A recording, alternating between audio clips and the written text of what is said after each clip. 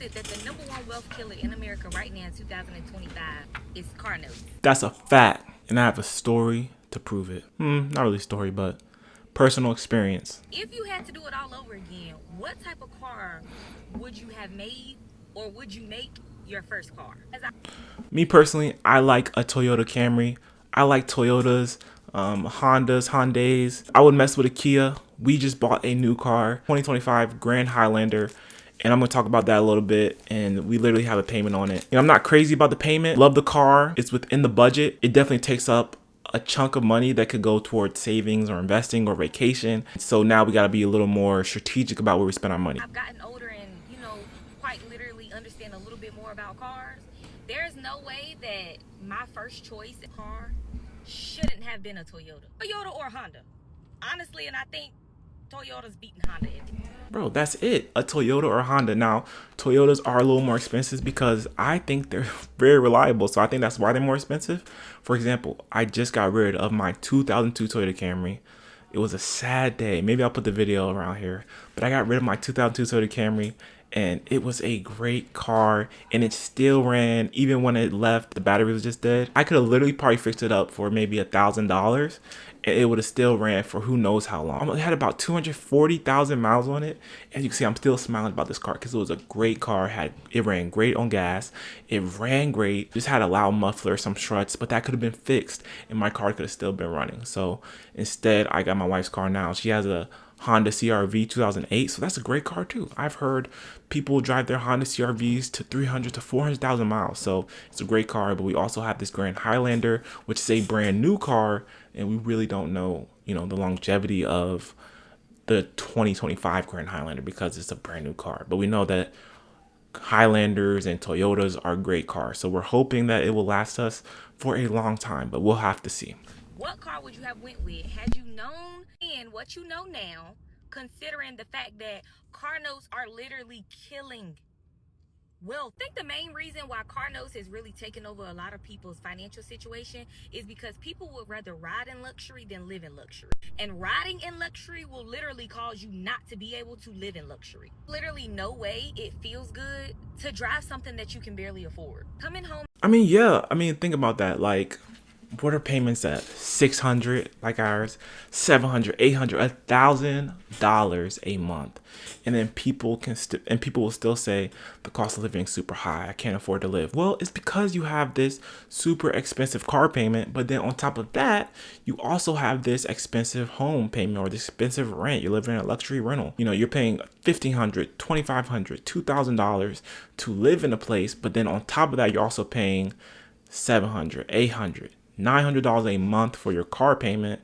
Then guess what? You got a new car, so you have to have comprehensive insurance or whatever it is. You have to have the expensive insurance. So you have to have the insurance, and then now you have gas. You might have this big old pickup truck. Now you got to pay all this gas. So you're paying maybe $1,500 a month or more just for your vehicle. So people would literally rather drive in luxury than drive a used 2002 Toyota Camry or a 2010 Toyota Camry.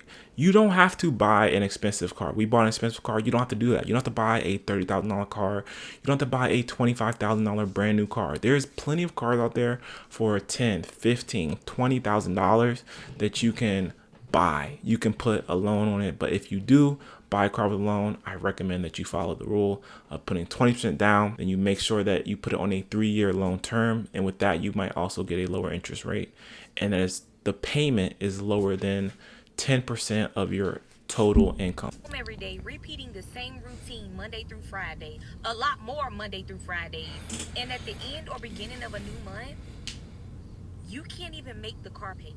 Yeah. We're making ourselves work harder. You complain about work. You don't want to go to work.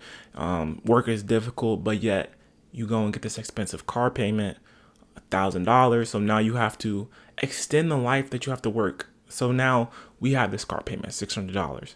So we're saving less because that $600 was going towards savings. Now it's going towards a car payment. We're going to pay this car off soon. We're going to start really hammering down, get this car out the way so we can continue to invest, pay down student loans, and go on vacation. But this $600 is a lot of money. It can go to different areas. I don't regret the car. I do enjoy the car. Like I said, it's within the budget, but that $600 can be used in other areas. We like to go on vacations, and that $600 will help compound on top of the savings that we're already doing. If you want to stop having to work so hard, if you want to stop having to have 2 or 3 jobs or work so much overtime or have to work the midnight or afternoon shift, then look at what's in your driveway. Look at what you're living in. You know, if you have to do all this work in order to fund your lifestyle, then you need to reevaluate your lifestyle. You need to cut out this car payment, whether that's selling it or paying off as soon as possible. You need to cut out this huge house payment, whether that's selling it or refinancing, whatever you can do. You need to cut out these big payments so you can move on to the great things in life, like vacations, like investing into your future. I love vacation. Before you start vacationing, you want to make sure that you're investing into your future, and this car payment can be invested. Could you imagine what a $1,000 or a $600 car payment can turn into? Let's find out what a $600 car payment could turn into. You invest that over 7 years, which is a lot of these loan terms are on. Go to the investment calculator. So we're gonna start with $0. Everyone thinks you have to have a brand new car. Like, you don't have to buy a brand new car coming out of college. You can literally buy a used car. When you have this used car, you can save up and you can then get a newer car for $10,000 or $15,000. I mean, even with buying a new car, you pay more in insurance because you bought this new car. Before we bought a new car, for 2 cars, we paid $120 for car insurance. When we bought this car, now for 2 cars, initially paid $300 or $400 some dollars. We just got to lower it to $200 for 2 cars. Start at $0. After 5 years, rate of return 8. The money compounds daily. And then we're going to add $1,000 for 5 years, because you can obviously afford $1,000 because this is what you're paying for a car payment. It's just better to invest, honestly, guys. Especially starting young. You don't need a brand new car. Literally get a used car, and you'll be good. If you have to get a $10,000 loan, like, that's better than getting a $30,000, $40,000 loan for a car that you don't even need. So $1,000 a month at the beginning of each month.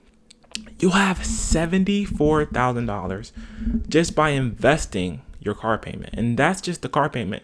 That's not even on top of the money that you're already saving. If you could pay $1,000 a month for a car, then you can invest $1,000 a month for your future, and you'll have $74,000. Now look at the contributions, and let's just up this. Let's up this. Okay, let's up it. 10 years, you'll have almost $200,000. Let's go 20 years. 20 years, you'll have $594,000. That's just by investing $1,000 a month. So as you can see, car payments can be very detrimental to your wealth. If you're actually able to invest that money, you'll see what it can grow to, $74,000 or more. Like, your money will grow exponentially just by investing that car payment and not actually putting it towards a car. And you don't got to invest $1,000. You can invest $500, $200. Just invest something. If you actually go out here and buy a car, make sure that you're hitting all your investment marks. Make sure you're saving or investing 15 to 20% of your income. And when you get a car, make sure that you follow that rule. 20% down, 3-year term, and the payment is no more than 8% or 10% of your income. So let me know what you guys think is the biggest wealth killer, and just comment that down below. What is the biggest wealth killer in America? I do believe that it's cars, but I also believe that it's homes. People buy these homes that they don't need, these oversized homes, these 5-bedroom homes, these 2,000, 2,500 square feet homes for $400,000, $500,000, $600,000 when they don't need all that, you know. Like, for example, I used to want a home like that. I used to want this big, gigantic home, and then I realized how expensive that was, and the fact that the payment continues to rise even though it's a home that I bought and it's a home that I own. The payment continues to rise. So I hope you guys enjoyed this video, and if you did, leave a like, subscribe to my channel, and I'll see you guys in the next video.